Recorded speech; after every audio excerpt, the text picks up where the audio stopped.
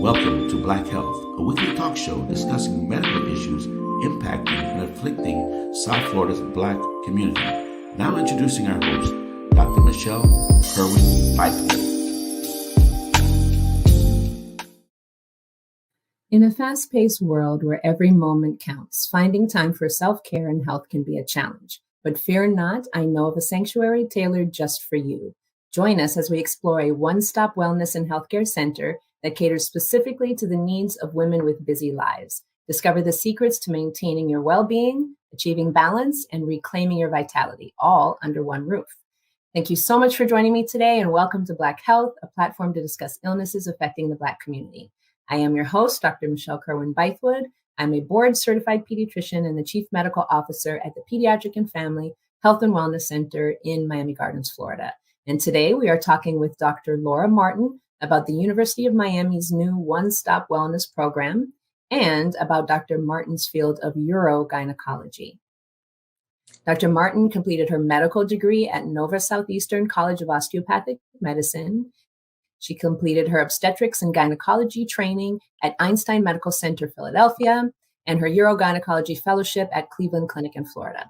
Dr. Martin, it is a pleasure to have you on Black Health today. Thank you for joining us. Thank you so much, Dr. Kirwan. It's a pleasure to be here. Thank you. Sorry? Oh, I was just going to start to tell you about the programming. So the programming is actually something that we started at University of Miami. And we started this program initially back before the pandemic hit us. And because of the pandemic, we had to put a pause on it. And now it finally came to fruition. So we're very excited about this program. It's called the Comprehensive Women's Health Alliance. And it's a program that allows us to give easier access to physician schedules in certain subspecialties that women highly utilize. So there are multiple different subspecialties, but what happens is when you connect with our nurse navigators, we have 2 dedicated nurses that will help you navigate the system to get those appointments that you need in a timely manner and get your health back on track. Awesome. So when did you say it was launched? So we launched in late July, and we had our first major advertising start in August. Okay. So and what is your role at the Wellness Center? So I am the co-director of the Wellness Center, and I take care of everything as far as, what initiatives we have, who we actually utilize, which different departments we recruit to help us take care of women. And I advise them on all the health aspects of this program. So I know this is sort of advertised as something for women with busy lives, and it's one stop. So what makes it one stop for women? Yes, so we have a website that women can go to. And once you access that website, there is an intake form. When that intake form is filled out, it goes to one of our 2 nurse navigators, and they contact you directly. There is also another avenue. You can also call one of the nurse navigators, and they will speak to you directly on the phone. Or you can get an internal referral from a UHealth provider into the program, and the nurse coordinator will contact you as well. And once they make that contact with you, they're able to help you prioritize what appointments you need first and which ones are more important for a little bit more acute issues that you might have versus your health maintenance issues. And they can help you and guide you through getting access to all those different departments. So that's why it's a one-stop shop and makes it easy for women to navigate their busy schedules. And as we know, women are, the cornerstone of families often are there to help coordinate other people getting connected with healthcare providers. So this is our chance to help them. That's awesome. I love this idea. I actually get my own healthcare at University of Miami, so I will definitely be looking into this program. I am a woman with a busy life, and it will be wonderful to have it. Almost is like having a personal assistant for your healthcare. That's kind of what it feels like. So exactly. I think it's a great concept. So what specialties are included in the program, and what happens if I need, for example, a specialist that are not included in your program? Yeah, so that's a great question. So obviously, we can't include every single specialty that we have at University of Miami, but we try to hit the ones that are highly utilized by women. So primary care, gynecology, dermatology, bone health, radiologic imaging, cardiology, just to name a few, are the ones that we have been in coordination with to help women. So when I think of this, I think of women maybe, with busy lives. So Mhm. I'm thinking, 30s, 40s, 50s, but maybe women in their 20s have busy lives or elderly women have busy lives. So what are the age groups what age groups do you see? To be involved. Yes. So we think it's important that women of all ages have good access to the healthcare system. And to assist that, we actually start at age 18. So after you end your pediatric, visits with your pediatrician, and you're transitioning over to visits with a primary care physician, we welcome anyone 18 and over into the program. And we actually have different focuses for each of the different age groups. So 18 to Mm. 40, we have a focus on contraception and STD testing for those patients, and general wellness, and seeing their primary care provider. And then 40 to 50, you start your mammogram. So we have a focus on perimenopausal changes, making sure that you get your mammograms, keeping up with anything new that might be coming up, like maybe you need to look at some risk factors that exposures that your family may have had, whether that be a history of colon cancer in the family, you need to see a gastroenterologist. We start looking at those risk factors from 40 to 50, and then 50 and over. You're mostly in your menopausal stage, and therefore we offer menopausal care for those patients, as well as general health maintenance, and of course the need for cardiology, dermatology, all those things start to increase after age 50. And then since you're a major hospital system, I presume, then I could get my colonoscopy done there, my mammogram done there, any bone density or scans done there, all my labs done there. How about pharmacy? So pharmacy is separate. We don't have any pharmacological services at University of Miami aside from when you're in the hospital and being discharged. So the farm we just coordinate with whatever your local pharmacy would be. But yes, we do help you coordinate any health maintenance. So you whatever you need for to maintain your general health, like your annual exams, your mammograms, your colonoscopies, DEXA scans, things like that. Those are all a part of the women's health program. So from what you're saying, my understanding is I call, I get a nurse navigator, and the nurse navigator, I guess, takes a history of what all my issues might be, what concerns I have, and from there she helps coordinate my care amongst the various specialties and any other services that I might need. Yes, so they'll start with your request first. When you connect with the nurse navigator, if you've filled out the form already, then you've already indicated what services you're interested in. And then Mhm. after that time, they do screenings to make sure that you have all the services that you need. You're not missing anything. Okay. All right, great. Well, Dr. Martin, we need to take a quick commercial break.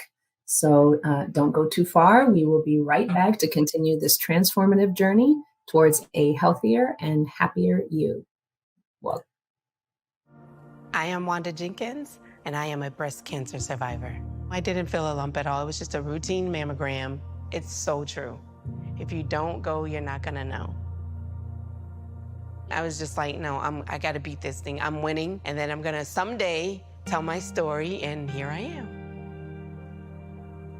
The doctors and the nurses at Baptist Health Cancer Care, they're going to be there with you and for you 100%.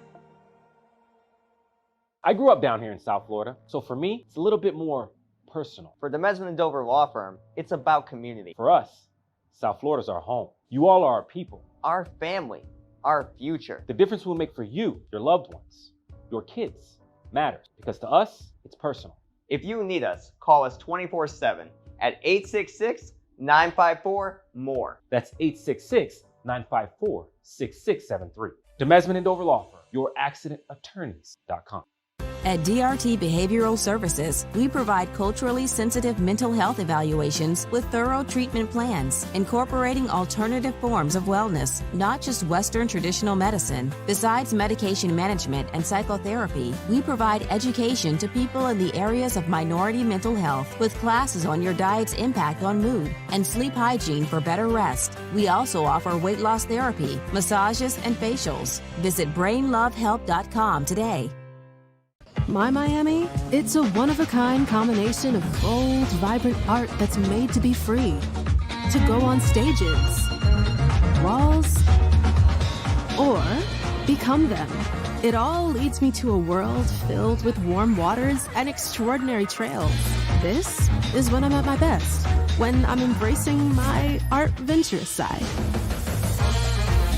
This is my Miami. What's yours? Help comes in many forms. As a Miami-Dade County bus operator, you can help your community, help those in need, and even help yourself. Operators have the opportunity to earn more than $50,000 a year plus built-in overtime, earn more than 13 paid holidays and vacation days, and take advantage of the tuition reimbursement program. Plus, qualified new drivers will receive a $5,000 sign-on bonus. Become a driving force in our community. Apply now at miamidade.gov/busdriver. When quality care is a priority. I am Wanda Jenkins, and I am a breast cancer survivor. I didn't feel a lump at all. It was just a routine mammogram. It's so true. If you don't go, you're not gonna know. I was just like, no, I gotta beat this thing. I'm winning, and then I'm gonna someday tell my story, and here I am.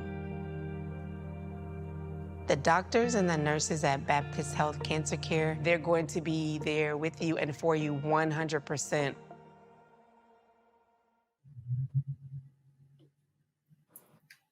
Welcome back to Black Health. I am here with Dr. Laura Martin. We're talking about the University of Miami's one-stop wellness program where self-care meets convenience. We are also talking about Dr. Martin's field of urogynecology. So tell us what that is, Dr. Martin, and how does this differ from a regular gynecologist or a urologist? Yeah, so urogynecology is a subspecialty of gynecology, and we focus on pelvic floor medicine. It's also a surgical subspecialty, so we also are heavily surgical and procedural in the office. And it focuses on mostly pelvic floor disorders such as urinary incontinence, prolapse, fistulas, and pelvic pain. Okay. And you said it's a surgical specialty. So you spend time in the OR doing surgeries, pelvic floor type surgeries? Yeah, so I would say probably almost about 40% of my time is in the operating room. And then about 60% of my time is in the office. Because a lot of the interventions that are needed for the pelvic floor, after the conservative measures like pelvic floor therapy and medications, then require surgery. So it is a surgical subspecialty. So I know this is kind of a very general question for probably something that's not so general, but I feel I need a gynecologist. I might have a little fear just from that title, like, what are they going to do? So what does a basic urogynecology exam look like? Yeah, so that's an important question because the urogynecology exam is a little bit more thorough and in depth than a regular gynecology exam.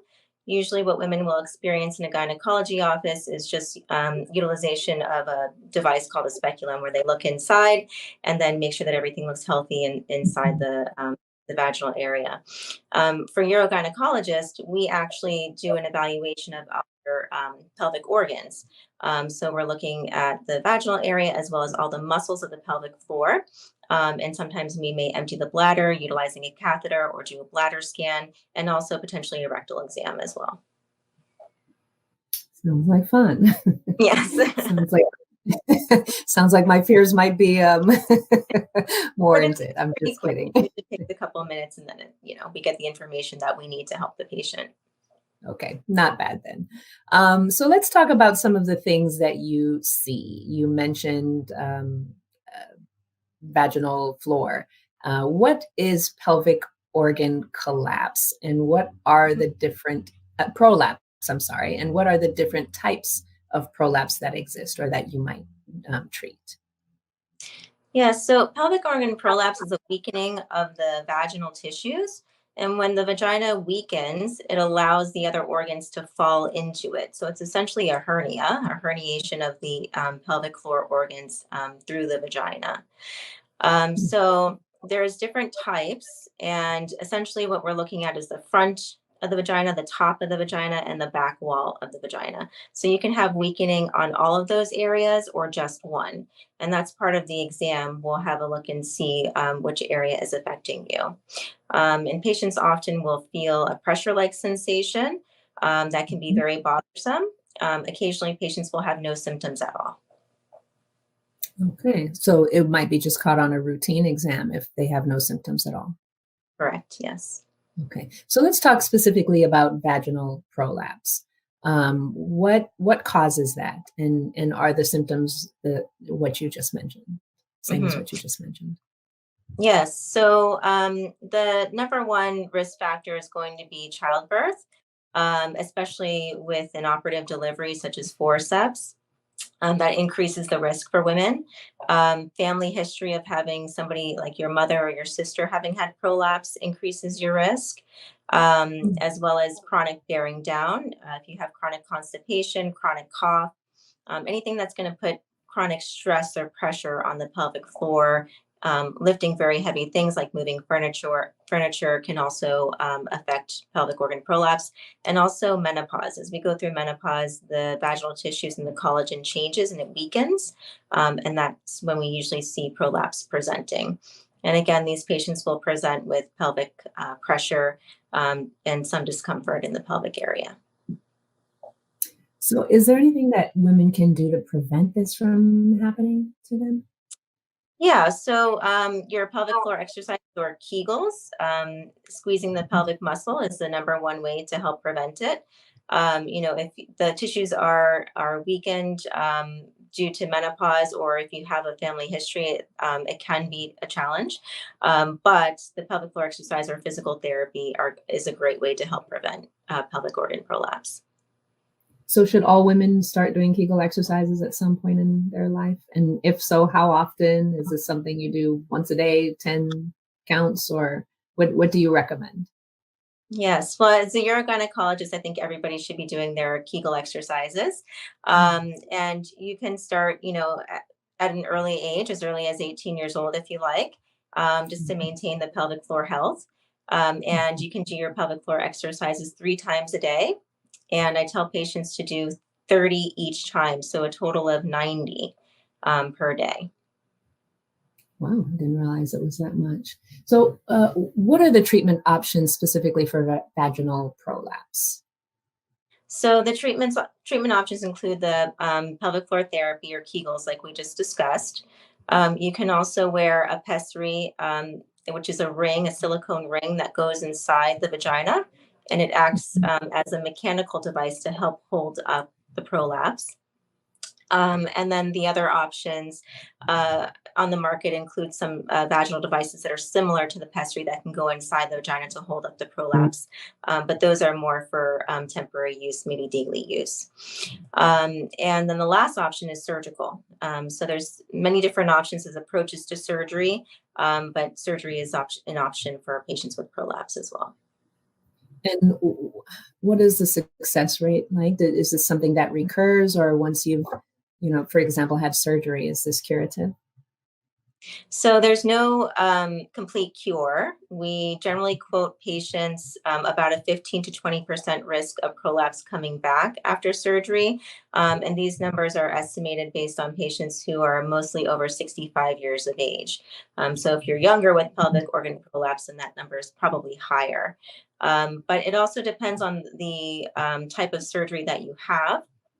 If the surgery is done with your own tissues, the tissues already have some laxity and weakness.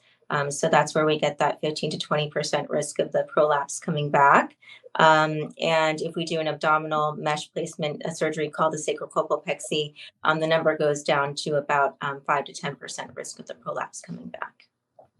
And what age of women do you typically see this in? Is this older women or any woman who's maybe hadn't given birth before? Yes, generally we see it in patients who are over 60 years of age, but it can happen earlier than that. Okay. So we're going to switch gears a little bit and talk about another thing that you treat as a urogynecologist, urinary incontinence. Tell us what that is. Yes, so urinary incontinence is the inability to hold urine, either prior to getting to the bathroom or with Valsalva movements like coughing, sneezing, and bearing down. So any urinary leakage is considered to be incontinence and considered to be abnormal. So there are treatments for this, and the treatments are focused on which characteristic of the incontinence you have. And usually we focus mostly on the inability to get to the bathroom on time versus the coughing, sneezing, laughing, leaking. Okay. And what age group is this typically? I mean, I think this happens to pretty much everybody at some point in time, but what age do you typically see this maybe become a problem? Yes, so it's very common and does increase with age. There's some numbers quoting 80% of patients over 80 years old will end up having some type of incontinence. It can start as early as 21 years old, but I would say average age is going to be over 40. And the cause of this, I presume, is pelvic floor weakening? So it is Or is considered this a more a bladder muscle weakening? Yeah, so it's still considered a pelvic floor dysfunction. But when you have issues trying to get to the restroom on time and you can't quite make it there, that's usually due to what we call detrusor overactivity. It's just the bladder is contracting before you can get to the bathroom on time.